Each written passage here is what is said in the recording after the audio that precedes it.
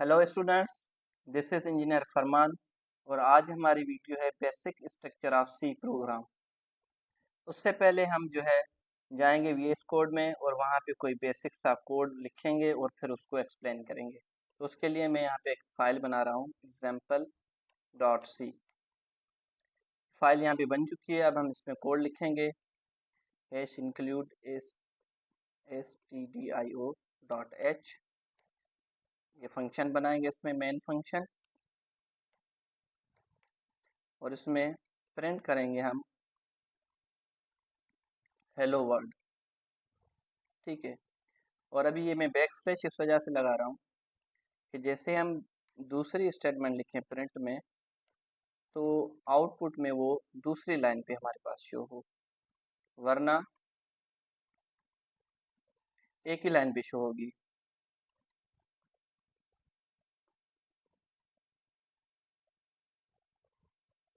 ठीक है। और यहाँ भी बैक स्लैश एन लगा देते हैं।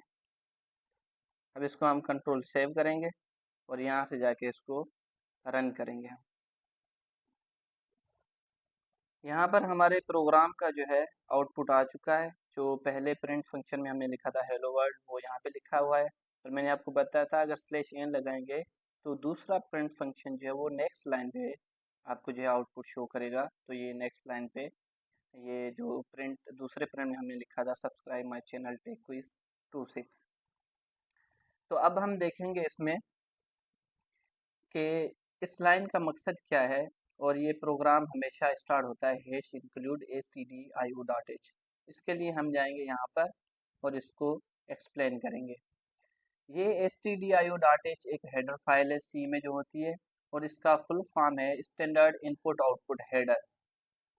और इसके अंदर स्टैंडर्ड इनपुट आउटपुट फंक्शंस होते हैं, जैसे कि print F, scan F, file open and file close.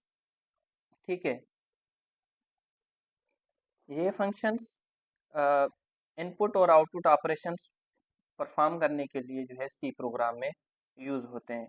उसके बाद हमारे पास यहाँ कोड पे लिखा हुआ है इंट मेन। ये एक मेन फंक्शन होता है जिसके अंदर हम जो भी स्टेटमेंट लिखेंगे वो एग्जीक्यूट हो जाएगी, और हमारे प्रोग्राम की एग्जीक्यूशन इस मेन फंक्शन से स्टार्ट होती है। ठीक है। और उसके बाद यहाँ पे जो हम लिखते हैं रिटर्न ज़ीरो, इसका आपको मैं मकसद बता दूँ। इसको कंट्रोल सेव कर देंगे।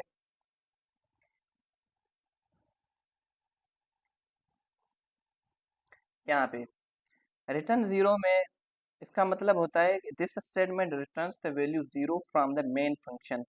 हमारे जो फंक्शन है, जो भी इंटीजर फंक्शन होगा वो कोई ना कोई वैल्यू रिटर्न करेगा, और अगर वो ज़ीरो रिटर्न कर रहा है तो उसका मतलब होता है कि आपका जो प्रोग्राम है वो विदाउट एरर्स कंपाइल और रन हो चुका है, और वो वैसे हमारे पास बिल्कुल सही आउटपुट आ रहा है और वो कंपाइल हो चुका है। अब हम आगे चलेंगे और देखेंगे कि सी प्रोग्राम बनता कैसे, उसमें क्या क्या चीज़ें होती है। उसमें ये कीवर्ड्स होते हैं, आइडेंटिफायर्स होते हैं, स्ट्रिंग होती है, सिंबल्स होते हैं एंड लिटरल्स होते हैं। तो हम पहले देखते हैं कि कीवर्ड क्या होता है। कीवर्ड वो रिजर्व्ड वर्ड होते हैं जिनकी स्पेशल मीनिंग होती है सी प्रोग्रामिंग लैंग्वेज के अंदर, और वो various operation pre defined operations perform करते हैं, और वो आइडेंटिफायर के तौर पर कभी भी यूज़ नहीं किए जाते। आइडेंटिफायर का ये मतलब होता है कि वो एक आइडेंटिफायर होते हैं जो नेम को आइडेंटिफाई करते हैं। यहाँ पे लिखा है an identifier is a name used to identify a variable. किसी भी वेरिएबल का नाम, किसी भी फंक्शन, किसी भी एरे का जो नाम होता है उसको हम आइडेंटिफायर कहते हैं, क्योंकि उसको हमने आइडेंटिफाई करना होता है। ठीक है। वापस यहाँ पे आएंगे। यहाँ पे लिखा हुआ है स्ट्रिंग। अब स्ट्रिंग का मकसद क्या है मैं आपको वो यहाँ पे दिखाता हूँ। जो भी चीज़ प्रिंट फंक्शन में इस डबल कोड में लिखी जाएगी वो हमारी स्ट्रिंग होगी। सिंपल इसका ये मकसद होता है। उसके बाद है सैम्बल्स। जैसे कि हम यहाँ पे अगर इनपुट फंक्शन लें फॉर एग्जांपल, उसके लिए होता है स्कैन एफ %d और m%c फॉर एग्जांपल। अब यहाँ पे आपको ये समझ में नहीं आएगा कि %d क्या है और c हमने क्यों लिखा है, स्कैन एफ का क्या मकसद होता है। मैं सिर्फ आपको ये सैम्बल्स दिखाने के लिए ये लाइन लिखी है केस में जो है वो सिंबल्स भी होते हैं। उसके बाद है लिटरल्स। लिटरल वो फिक्स्ड वैल्यूज़ होती हैं, वो डायरेक्टली कोड में होती हैं। जैसे कि हम इंटीजर लिटरल देखें, वो होता है इंट नम 42। ये इंटीजर जो है लिटरल है। Int for example number is equal to 32, ये इंटीजर है। अगर फ्लोट लिटरल लिखें हम एज 3.5, और बाकी जैसे कैरेक्टर इज इक्वल टू जो है ए, ठीक है। ये होते हैं लिटरल्स। ये इंटीजर लिटरल है 32, ये फ्लोट लिटरल है, और ये कैरेक्टर लिटरल है। उसके बाद हमारे पास है ये कीवर्ड्स जो हमने ऊपर बात की थी।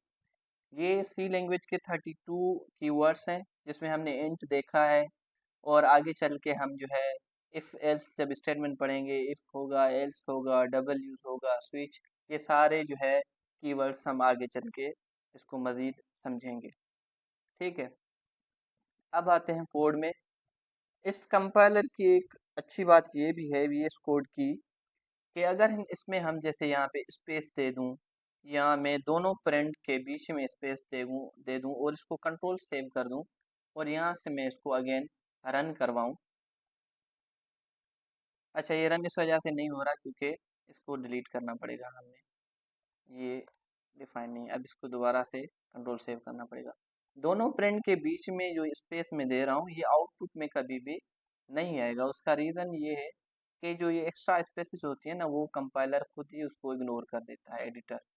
आपको ये मैं करके दिखाता हूँ। जैसे ये रन होगा, तो जैसे पहले हमारा आउटपुट था ना, हेलो वर्ल्ड और सब्सक्राइब माय चैनल, ये एक दूसरे के बाद में लिखे होंगे, बीच में कोई भी स्पेस नहीं होगा। इसको रन करके मैं आपको दिखाता हूँ। जैसे ही हमने इसको अगेन रन किया, देखो इन दोनों के बीच में कोई भी स्पेस नहीं है, जबकि यहाँ पे हमने स्पेस दिया था। इसका मतलब है जो एक्स्ट्रा स्पेसेस होती हैं वो इसको एडिटर खुद ही रिमूव कर देता है। आपको समझ आ गया होगा कि हैश इंक्लूड का क्या मतलब होता है, इंट में क्या होता है, प्रिंट और रिटर्न। हमारा जो अभी नेक्स्ट टॉपिक होगा वो होगा वेरिएबल्स के ऊपर और डेटा टाइप्स के ऊपर, कि वेरिएबल्स क्या होते हैं, डेटा टाइप्स क्या होते हैं, ठीक है। इसमें एक चीज़ है कि मैंने जब आपको बताया कीवर्ड्स और आइडेंटिफायर, तो यहाँ पे जो इंट हमारा है ये कीवर्ड है, और मैंने आपको बताया था किसी भी फंक्शन या वेरिएबल का जो नाम होता है वो आइडेंटिफायर होता है। तो ये फंक्शन का नाम है, तो यहाँ पे जो मेन है ये हमारा आइडेंटिफायर है। आप इसको यहाँ से देखकर अपने पास रन करें। कोई भी इशू, कोई भी परेशानी आपको आती है, आप वीडियो के कमेंट सेक्शन में आकर मुझसे सवाल पूछ सकते हैं। Thank you guys.